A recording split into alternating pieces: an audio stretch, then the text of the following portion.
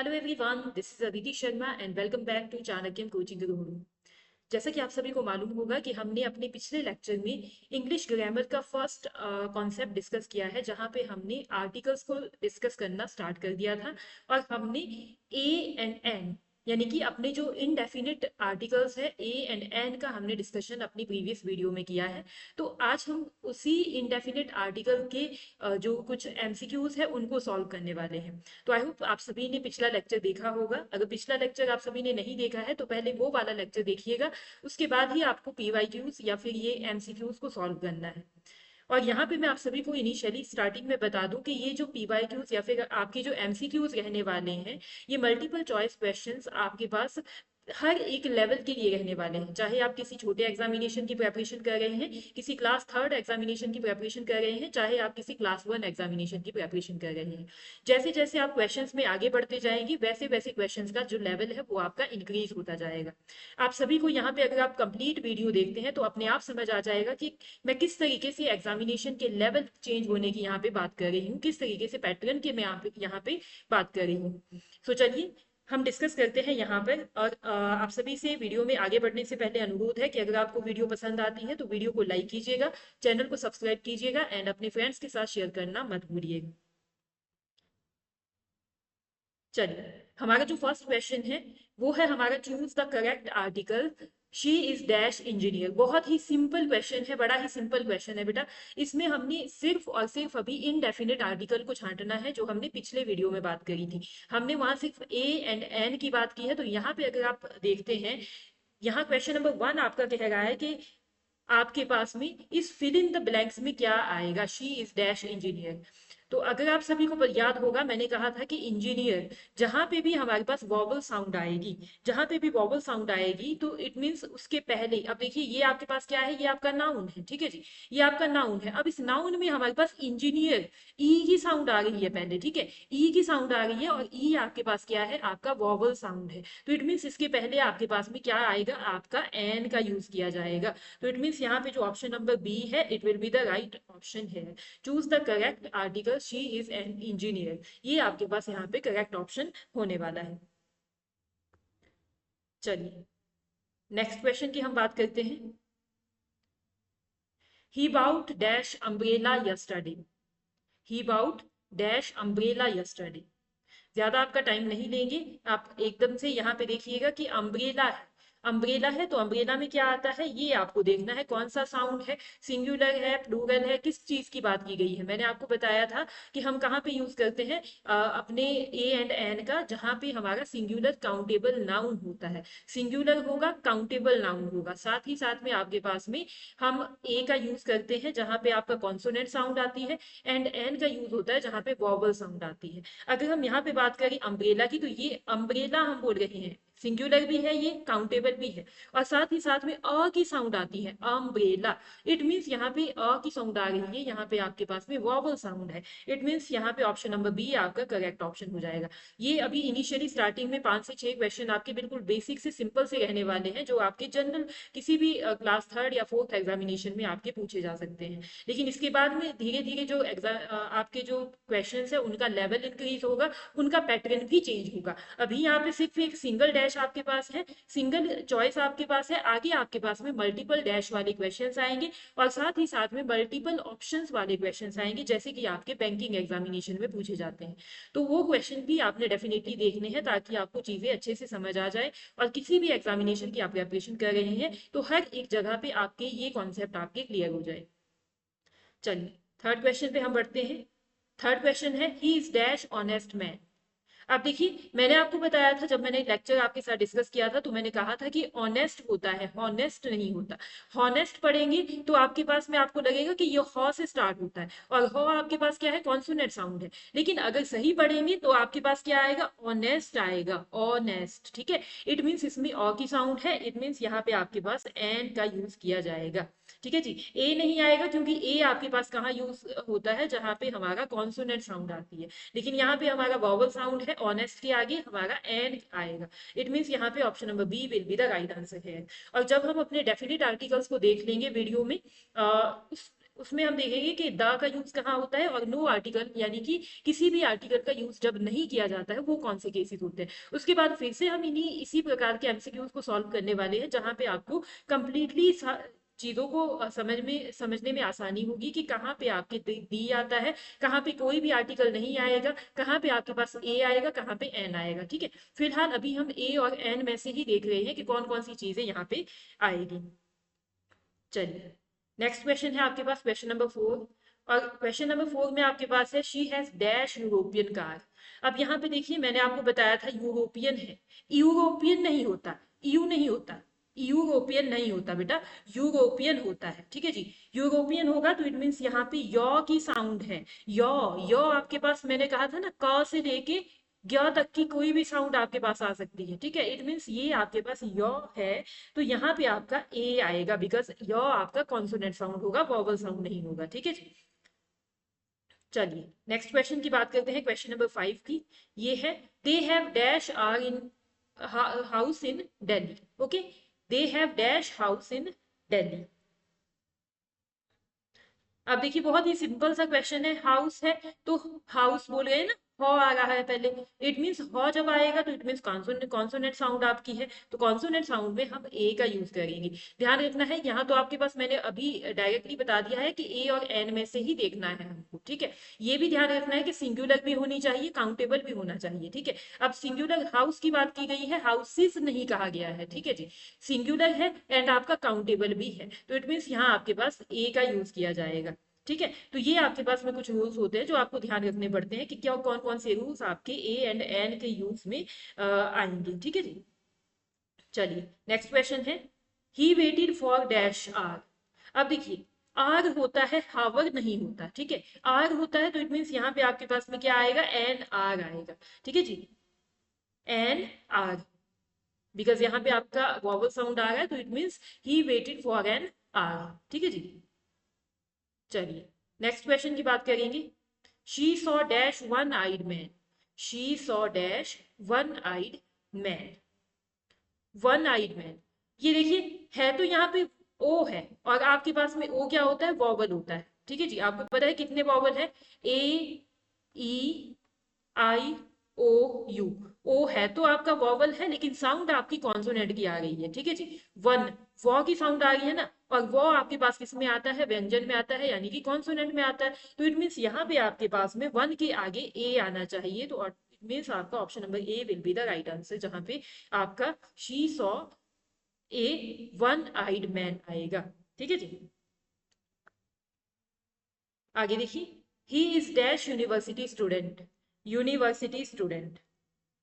अब यूनिवर्सिटी है तो यू आ रहा है, इट मीन्स यहाँ पे भी यो आ रहा है तो इट मीन्स यहाँ पे आपका क्या आएगा, ए ही यहाँ पे भी आएगा, he is a university student. ठीक है जी, यूनिवर्सिटी स्टूडेंट।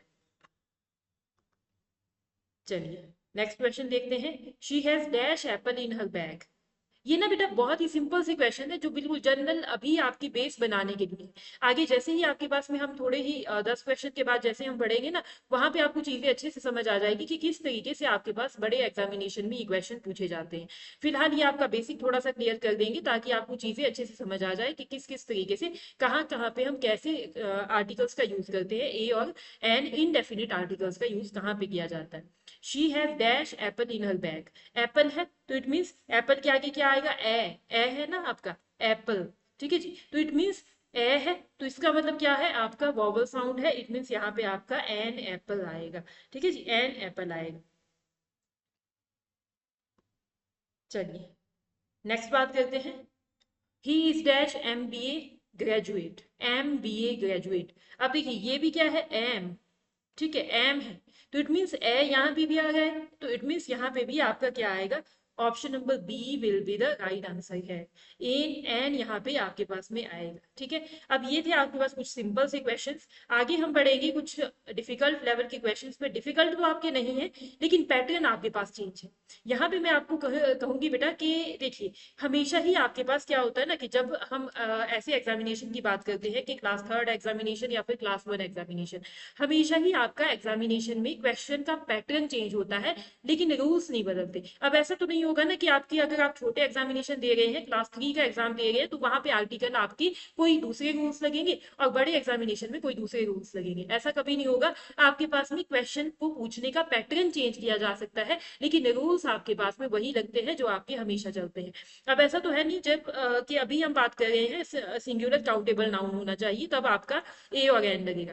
अगर हम बड़े एग्जामिनेशन में जाएंगे तो वहां पे प्लूरल तो नहीं हो जाएगा ना, मतलब कि नियम तो आपके वही लगेंगे, रूल्स तो आपके वही लगेंगे, सिर्फ आपके पास क्वेश्चन को पूछने का पैटर्न चेंज हो जाएगा। और इस लेक्चर में हम यहाँ पे 5 से 6 पैटर्न की बात कर रहे हैं कि किस किस पैटर्न में आपके पास क्वेश्चन पूछे जाएंगे। ये आपका सेकंड पैटर्न है। यहाँ पे आप देख सकते हैं मल्टीपल डैश, यहाँ पे मल्टीपल फिलिंग द ब्लैंक्स आपको दिए गए हैं। और सिंपली यहाँ तो मैं आज के इस लेक्चर में डायरेक्टली आपको बता रही हूँ कि ए और एन में से ही आपको देखना है, लेकिन जब हम अपने डेफिनेट आर्टिकल्स को पढ़ लेंगे, दी को पढ़ लेंगे, उसके बाद में हम तीनों का कंबाइंडली स्टडी करेंगे कि कहाँ कहाँ पे ए एन एंड दी का यूज आपका किया जाएगा। फिलहाल आपको यहाँ पे क्वेश्चन नंबर 11 में देखना है कि क्या यहाँ पे यूज किया जाएगा।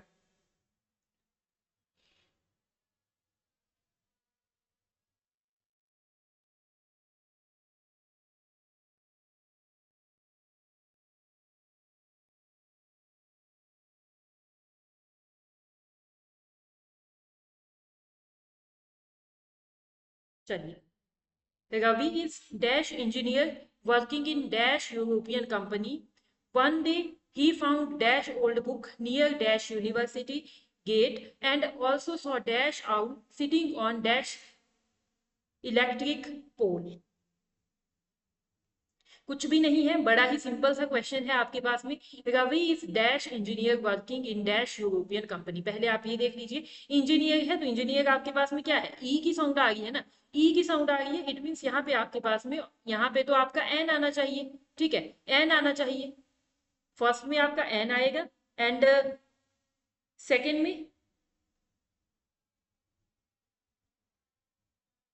में आपके पास में क्या आना चाहिए, यूरोपियन की बात की गई है, तो यहाँ पे आपका ए आना चाहिए, एन एंड ए आना चाहिए। अगर हम यहाँ पे ऑप्शन में जाए ना, तो ऑप्शन में देखो, जब भी आप एग्जामिनेशन में क्वेश्चन को सॉल्व करते हैं ना, कोई भी एग्जामिनेशन में आप बैठे हैं, तो इस तरीके के जो ऑप्शंस होते हैं वहां पे एलिमिनेशन मेथड बड़ा काम आता है।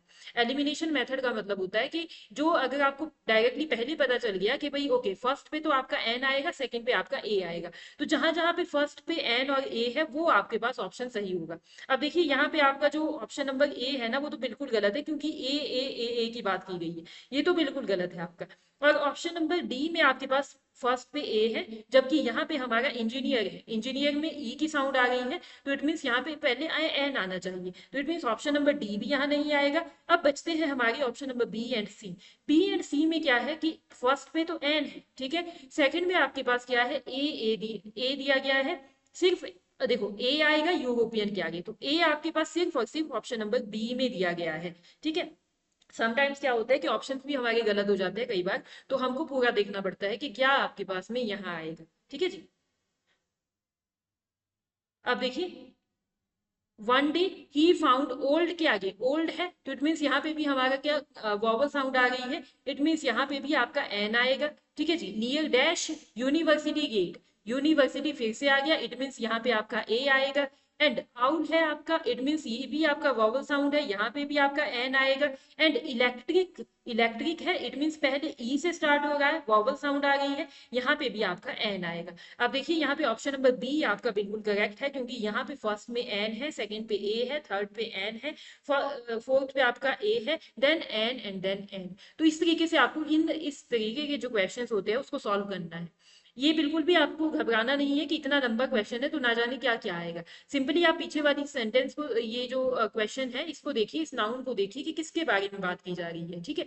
तो आपकी कौन सी साउंड आ गई है, क्या यहाँ पे कहा गया है, तो यहाँ पे इसी तरीके से आपको इनको सॉल्व करना है। इसके बाद के 3-4 क्वेश्चन आपको ऐसे मिलेंगे, उसके बाद क्वेश्चन का जो पैटर्न है वो फिर से थोड़ा सा हाई होने वाला है, थोड़ा सा चेंज होने वाला है। चलिए, नेक्स्ट क्वेश्चन है आपके पास में क्वेश्चन नंबर 12।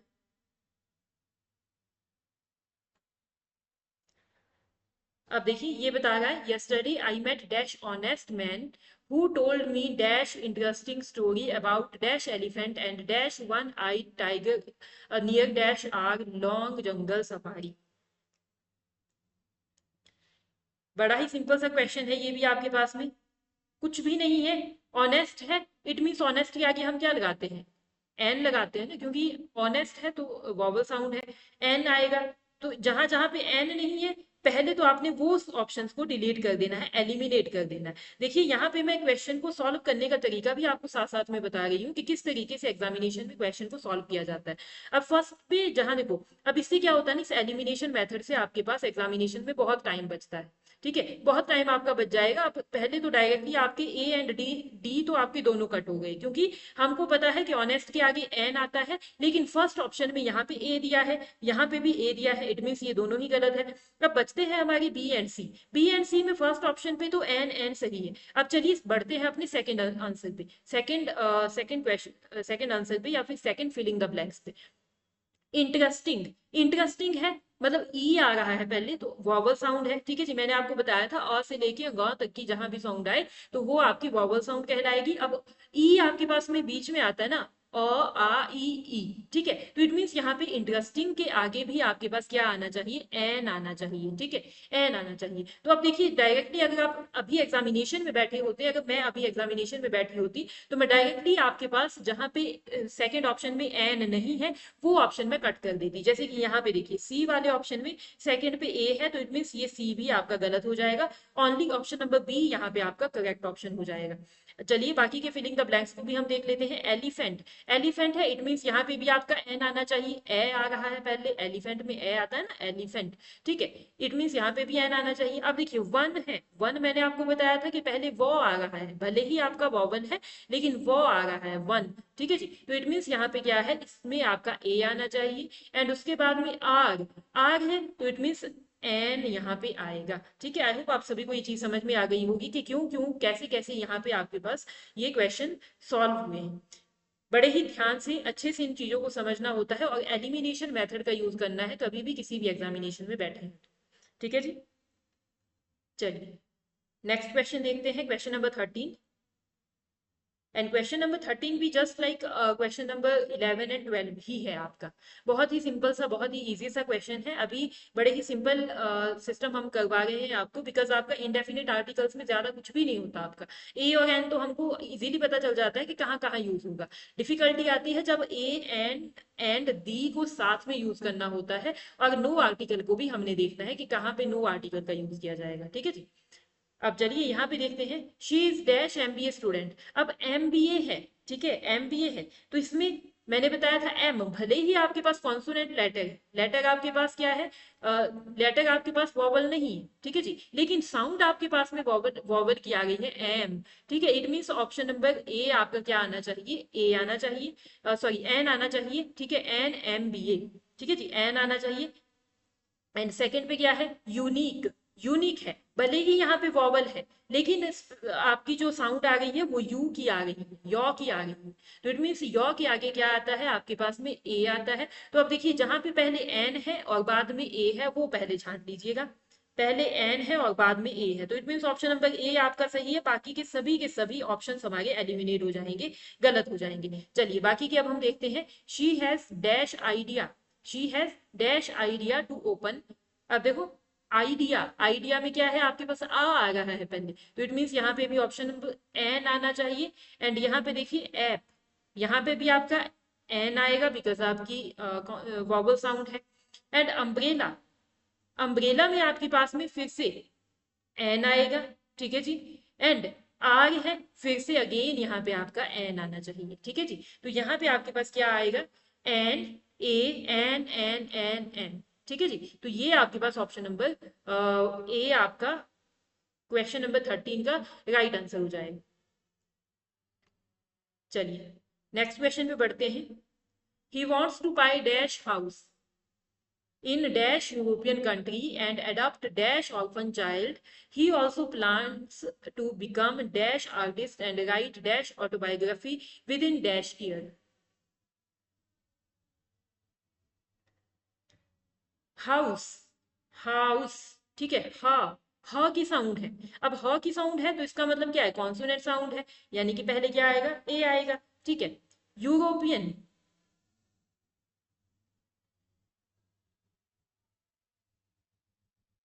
यूरोपियन, यूरोपियन है, इट मीन्स आपके पास में ए आना चाहिए। आई थिंक यहाँ पे सभी के सभी जो ऑप्शंस हैं वो गलत दिए गए हैं, I am extremely sorry for this.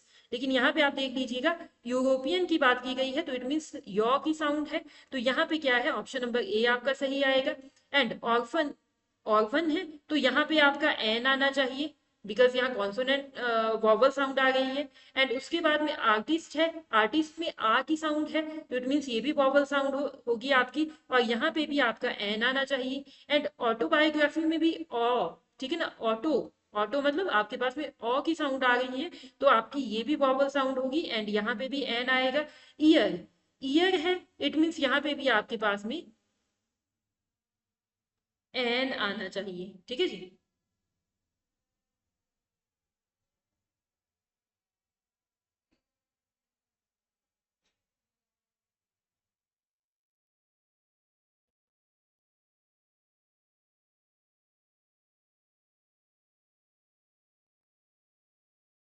यहाँ पे जितने भी ऑप्शंस है ना वो आपके सभी के सभी गलत हैं,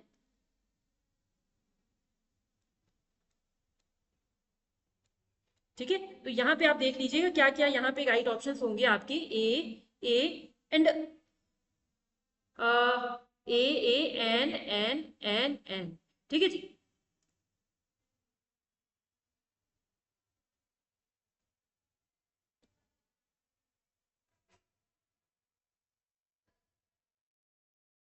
एक्चुअली यहाँ पे ना आप देखिएगा, अगर हम पढ़ते हैं ना, ये जो ईयर है ना आपका, ये देखिए प्रोनाउंसिएशन इज मोस्ट इंपॉर्टेंट, मैंने आपको जस्ट अभी कहा था pronunciation is most important.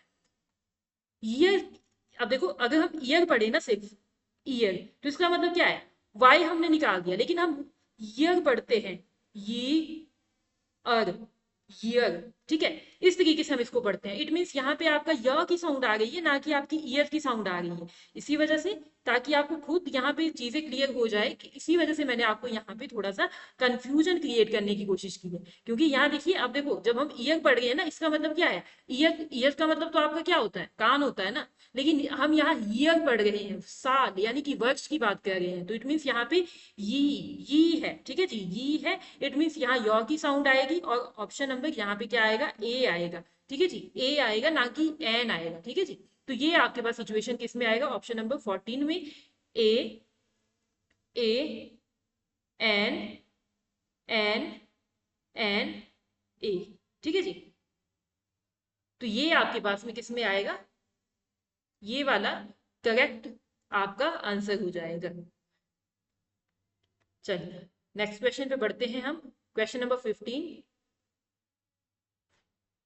And question number 15 में आपके पास क्या है, during dash yearly, sorry, early morning walk, I saw dash unusual bird sitting on dash old tree near dash university. It looked like dash owl and it was carrying dash insect in its beak. ठीक है जी। तो यहाँ पे क्या है, early morning, early morning an, अ की sound आ रही है ना, अ की साउंड आ रही है, तो इट मीन्स यहाँ पे एन आएगा। एंड आई सो अनयूजुअल, अ की साउंड आ रही है यहाँ पे भी एन आना चाहिए। अब देखिए पहले एन, एन कहाँ पे है, एन एन दोनों जगह पे ओनली ऑप्शन नंबर बी में है, तो इट मीन्स बाकी के सभी ऑप्शन आपके एलिमिनेट हो जाएंगे, ऑप्शन नंबर बी सही हो जाएगा। लेकिन फिर भी अब यहाँ यहाँ देखते हैं कि थर्ड में क्या आएगा, ओल्ड, ओल्ड है, इट मीन्स यहाँ पे भी ओ की साउंड, ओ की साउंड आ गई है, एन आना चाहिए। उसके बाद में यूनिवर्सिटी है, ए आना चाहिए, यू की साउंड है। लाइक डैश आउल, आउल है, एन आना चाहिए, ठीक है जी। एंड उसके बाद में इंसेक्ट है, यहाँ पे भी आपका ई की साउंड है, एन आना चाहिए। तो आई होप आप सभी को ये चीज क्लियर हो गई होगी कि क्यों आपके पास N N N, A N N आया है, ठीक है। तो ये सिंपली क्या है आपके पास में, ये कुछ पैटर्न है आपके, किस किस तरीके से क्वेश्चन आपके एग्जामिनेशन में पूछे जा सकते हैं। बाकी चीजें चेंज नहीं होगी, आपकी रूल्स आपके वैसे के वैसे रहेंगे, सिर्फ आपका एग्जामिनेशन में क्वेश्चन को पूछने का पैटर्न आपका चेंज हो जाता है, ठीक है। चलिए नेक्स्ट क्वेश्चन देखिएगा। अब ये आपके पास कुछ अलग ही पैटर्न पे क्वेश्चन है। और इसमें आपको क्या देखना है, which of the following are correct uses of an, मतलब कि एन का सही जगह पे कहाँ यूज किया गया है, ये यहाँ पे पूछा गया है। Which of the following are correct uses of an, an का सही जगह पे यूज कहाँ पे किया गया है, आपको देखना है। ए में है, बी में है, सी में है, डी में है। अगर चारों में है तब तो आपके पास ऑल ऑफ द एबव आएगा। जिसमें है, मान लो ए बी सी आपको लगता है, तो ए बी डी आपको लगता है तो ओनली ऑप्शन नंबर ए होगा।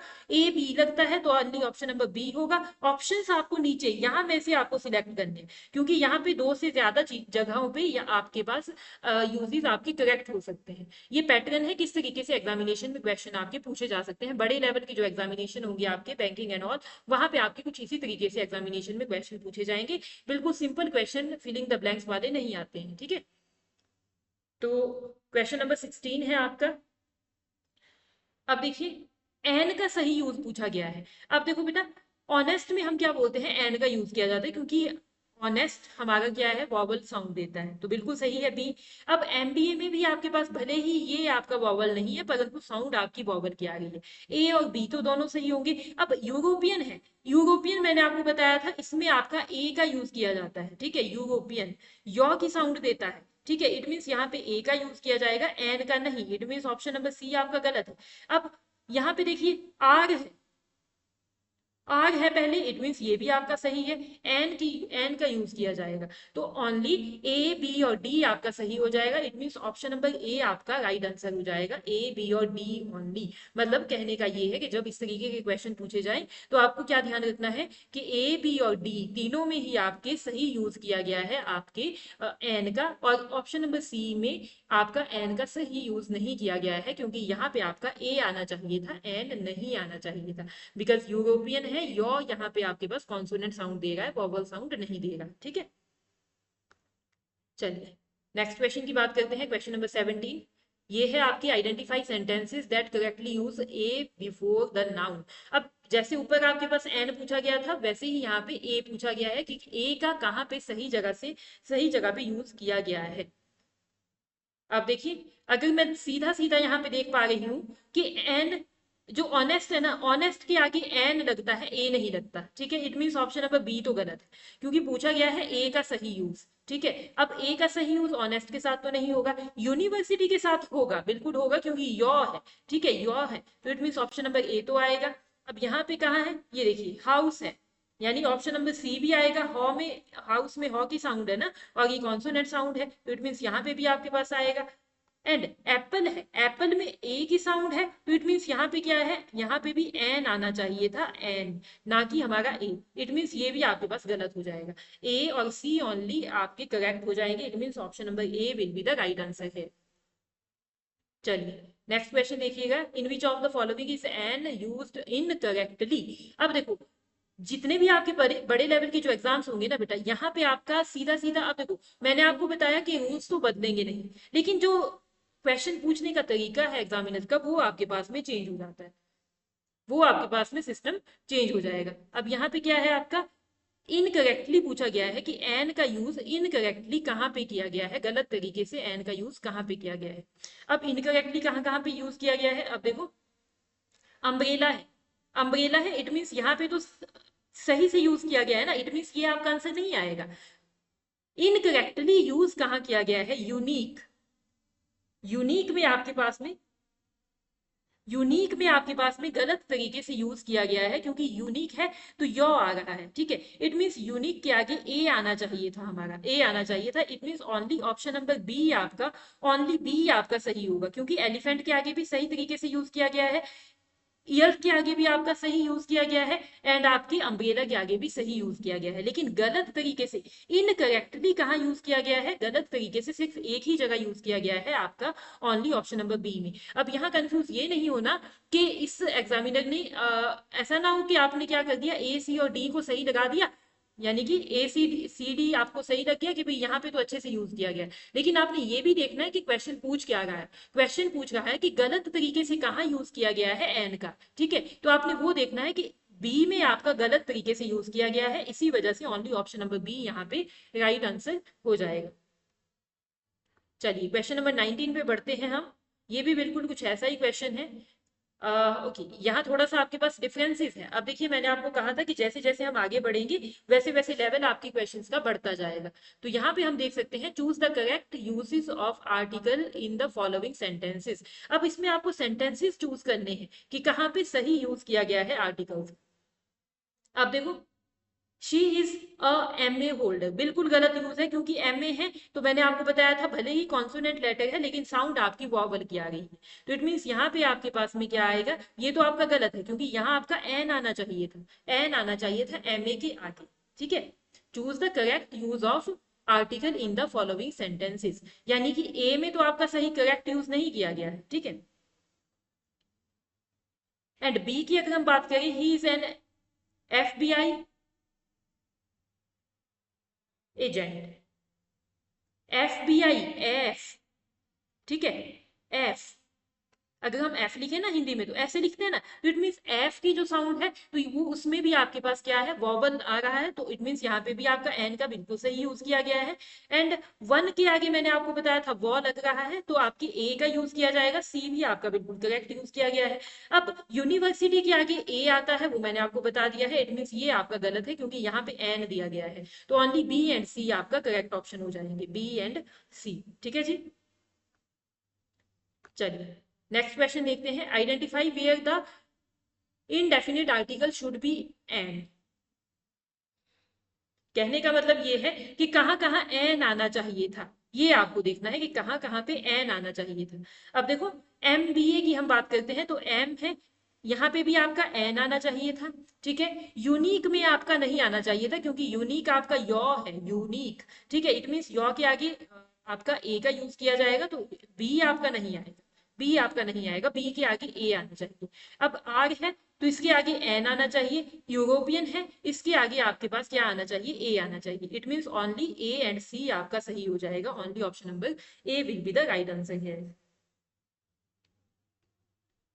चलिए नेक्स्ट क्वेश्चन देखते हैं। अब इस तरीके के जो क्वेश्चंस हैं वो आपके एग्जामिनेशन में, बड़े लेवल के एग्जामिनेशन में खासकर देखने को मिलते हैं। Ravi is an old man army, sorry, one man army when it comes to handling difficult task.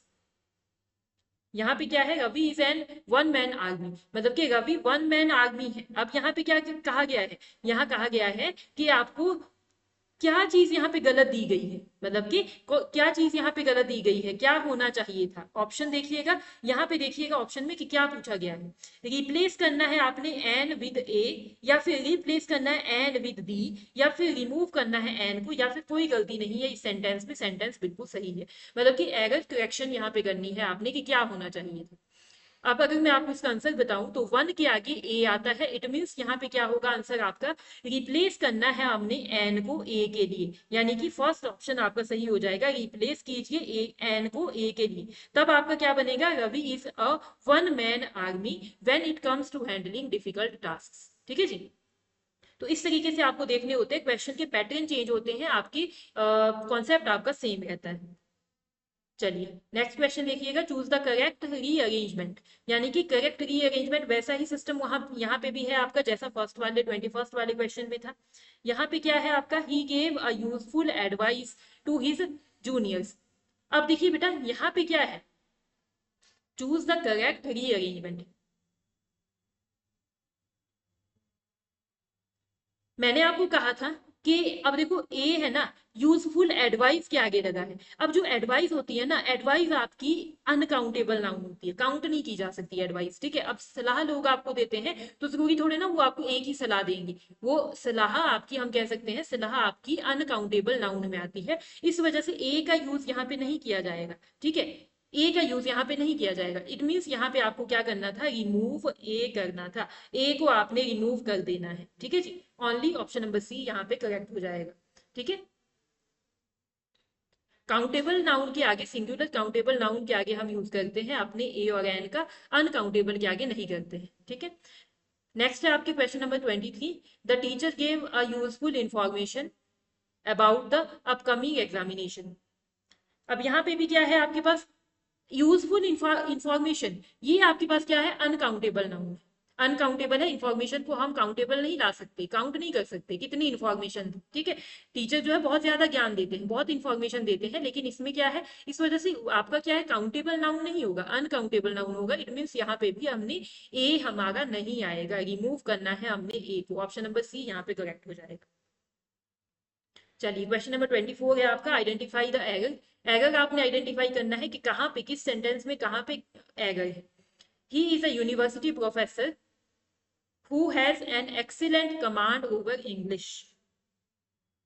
Question number 24 है आपका, he is a university professor who has an excellent command over English. अगर आप देखें तो इस सेंटेंस में कहीं पे भी कोई गलती नहीं है, स्पेशली आपके आर्टिकल से रिलेटेड तो कोई गलती नहीं है, बाकी भी ओवरऑल सेंटेंस आपका सही है, क्योंकि यूनिवर्सिटी है, यूनिवर्सिटी के आगे आपके ए ही लगता है। एंड एक्सीलेंट है, यहाँ पे आपके पास एक्सीलेंट के आगे एन का ही यूज किया जाएगा, क्योंकि एक्सीलेंट है, वॉवल साउंड आ गई है हमारी, एक्सीलेंट, ठीक है जी। तो इट मीन्स यहाँ पे आपका कोई एरर नहीं होगा, no error.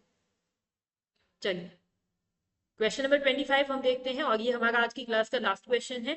She carried a umbrella with her because it was raining heavily. अब यहाँ पे भी आपने एरर ही छांटना है कि कहाँ पे गलती है आपकी। आप देखिए गलती कहाँ पे है, शी कैरिड तो ठीक है, ए अम्ब्रेला आपका गलत है, ए अम्ब्रेला आपका गलत है। क्यों? क्योंकि अम्ब्रेला है तो अम्ब्रेला के आगे आपका एन आना चाहिए था, ए नहीं आना चाहिए था, ठीक है। It means option number B आपका सही हो जाएगा, क्योंकि ए अम्ब्रेला की जगह हमने एन अम्ब्रेला लिखना था, तब हमारा ये सही होना था। इट मीन्स ए अम्ब्रेला यहाँ पे गलत दिया गया है, और यही यहाँ पे गलती है। तो ये आपके आज के कुछ क्वेश्चन थे जो हमने ये आपके आर्टिकल्स का जो हमारा हमारा जो पार्ट 1 हमने देखा था, उसमें से क्वेश्चन अभी हमने लिए हैं। तो आपने यहाँ पे नोटिस किया होगा कि हमने सभी टाइप्स के ऑलमोस्ट क्वेश्चंस को देखा है। पहले हमने स्टार्टिंग करी थी इजी से, देन हम बढ़ते बढ़ते थोड़े से डिफिकल्ट लेवल पे आ गए हैं। तो आई होप आप सभी को आज की क्लास अच्छी लगी होगी, वीडियो पसंद आई होगी। और अगर आपने प्रीवियस वाली क्लास को नहीं देखा है तो एक बार उसको देखिएगा, देन आपको ये चीजें अच्छे से समझ में आ जाएगी। बाकी आगे हम नेक्स्ट क्लास में इसका ही सेकेंड पार्ट हम डिस्कस करने वाले हैं, जहाँ पे हम डेफिनेट आर्टिकल दी की बात करेंगे, एंड उस सिचुएशन की बात करेंगे जहां पे हम किसी भी आर्टिकल का कोई यूज नहीं करते हैं, ओमिट आर्टिकल का यूज करते हैं, ठीक है जी। तो इट मीन्स इसमें क्या सिचुएशन किस किस तरीके से होगा वो हम अपने नेक्स्ट लेक्चर्स में देखेंगे। तो वीडियो पसंद आई हो तो वीडियो को लाइक कीजिएगा, चैनल को सब्सक्राइब कीजिएगा, एंड अपने फ्रेंड्स के साथ शेयर करना मत भूलिए। Thank you so much.